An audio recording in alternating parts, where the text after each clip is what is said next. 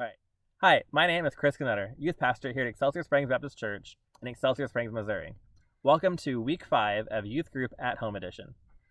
So it's day 536. It's April 19th. This started happening March 13th. So it's been definitely over 30 days. We're probably all well done of being stuck in our homes, quarantined for that long. So last week we talked about what we're going to do afterwards, getting things bigger. What are we going to plan? Adventure, exciting, our futures. Well, I have a plan. We've been working on it this week, my father and I have been, cutting out a fence row to put a new fence in, which often creates things like this, a big pile of sticks. Now I'm thinking a big pile of sticks would make a really big bonfire. So I propose this fall that we have a hayride, bonfire, something kind of youth group party thing out here and burn this huge pile of sticks that's taller and bigger than I am. All right, you'll also notice that I'm missing a beard. Well, turns out I learned a new trick, beard tip of the day. If you happen to be working in a fence row and get things called poison ivy, right, poison ivy, yeah, it sucks.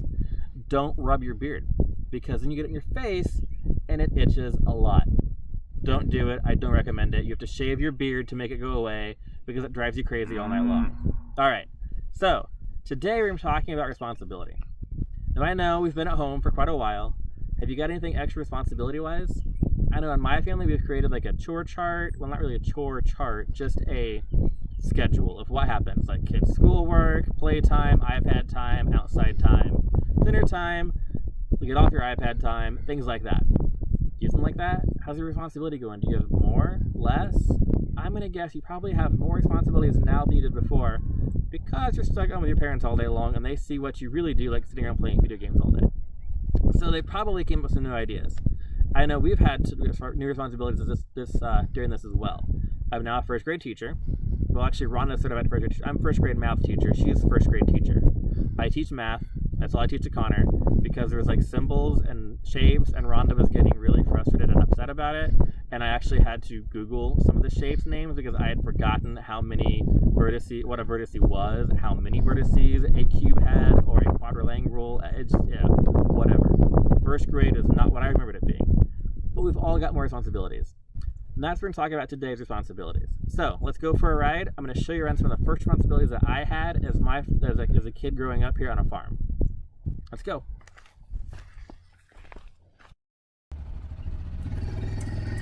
So I know my responsibility, what I do, that has changed a little bit since I am now a parent and no longer a kid.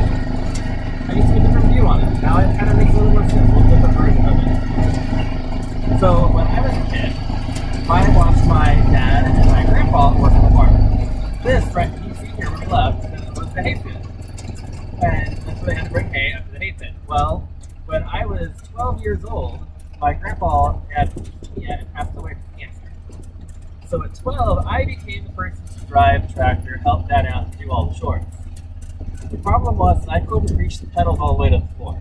Shift gears and push the clutch down. So Dad would set me right here with a bale of hay on the back of the tractor, and I would start driving towards the hay pit. He would then take the truck and trailer, which he loaded full of hay, up the road and down the highway. But I wasn't old enough to drive on the highway, he didn't drive on the highway. So I would drive myself up through here without being able to change gears or stop. We just went one speed the whole time. That was my first time driving on the farm. Responsibilities, you never know what's going to happen to them. So it looks a little sketchy, driving up and down hills. Don't mess up. It's an important responsibility.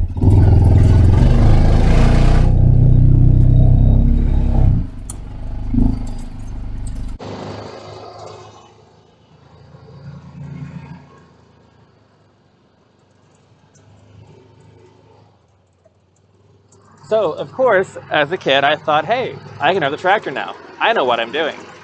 So one of my other responsibilities as a kid was to mow the yard. And then rake the yard and get all the grass clippings off of it because I took too long to mow it, and then take those down and throw them in the ditch so that they would turn into compost and be good garden stuff someday.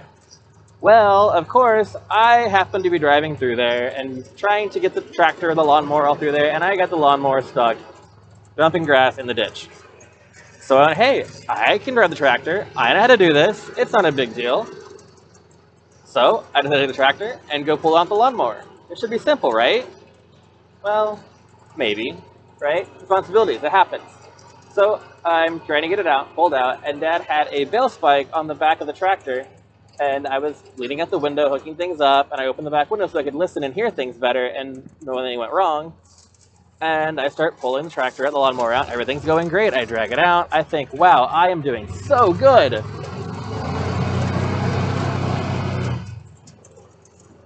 But then I lift the bale spike up before closing the window, and the bale spike hits the window. And I'm looking forward, and all I hear is the sound of crashing, crackling glass, and I feel it covering my entire body. Oh no, my father's going to kill me. He gave me responsibility, one thing to do, and I just broke the window out of his tractor. How is that going to work? He's going to hate me. I'm never going to get anything to do again. Like, he's going to take every responsibility I have away because I made a mistake. Well, not completely, but close.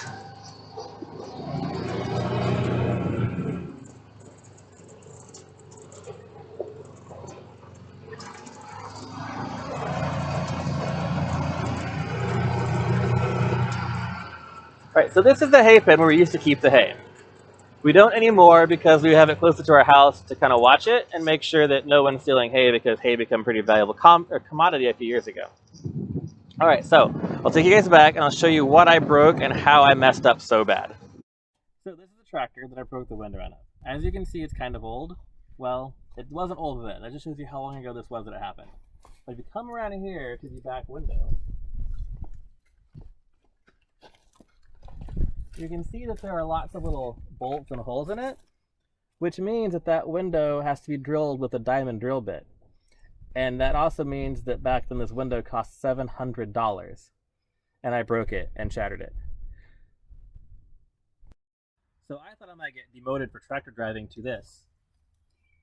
A little different. Hey, it still runs. That's a 1932, I believe, Ford Jubilee my great-grandfather bought brand new on the farm back then.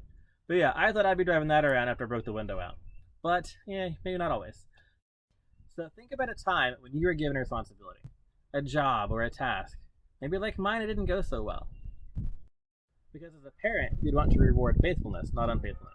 And that's pretty much how it goes. Jesus said in Luke 16:10, "Whoever is faithful with little is also faithful with much. And the one who is dishonest with little is also dishonest with much." So if we're faithful in the little things, we're faithful in the big things. My father realized that he gave me a job to do and I was trying to do it right. So he realized that I wanted to do good. I wanted to do the right thing. And when I got the lawnmower stuck, I used a tractor to pull it out. That wasn't a bad thing. I was choosing responsibilities I had to make it better, to fix the problem I had. That's what Jesus is saying here. You get rewarded in the little things, you get rewarded in the big things. So if you're dishonest in the little things, you're also going to be dishonest in the big things. So if my dad had came home and I would have been like, I don't know how the window got broke. I didn't do it. Must have been a raccoon or a squirrel climbed in the barn and shattered that window while it was parked in there locked up overnight. That wouldn't have gone well. He'd have known that was ridiculous. He'd have known that was a lie. But I told him what happened. I told him the truth. I told him what happened, and he wasn't upset and mad. Alright, so let's look at Matthew chapter 25. That's pretty much how it goes. As Jesus said, to those who use well what they are given, freedom, responsibility, friendship, whatever it is, more is going to be given to them. And they will have an abundance. They'll have way more of it. But from those who are unfaithful, even what little they will have will be taken away. So in other words, those who are faithful to God, to parents, to friends, tend to bring good things into their lives, while those who are unfaithful tend to lose out.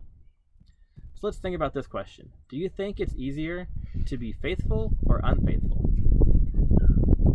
Or how about this twist? Do you think it's better to be faithful or unfaithful? Alright, so let's look at Matthew chapter 25.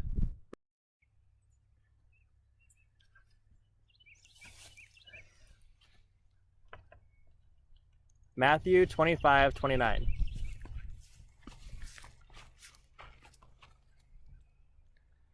Those who have much will receive more, and they will have more than they need.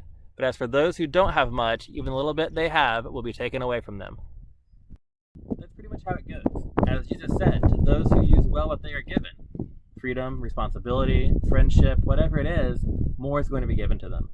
And they will have an abundance. They'll have way more of it. But from those who are unfaithful, even what little they will have will be taken away.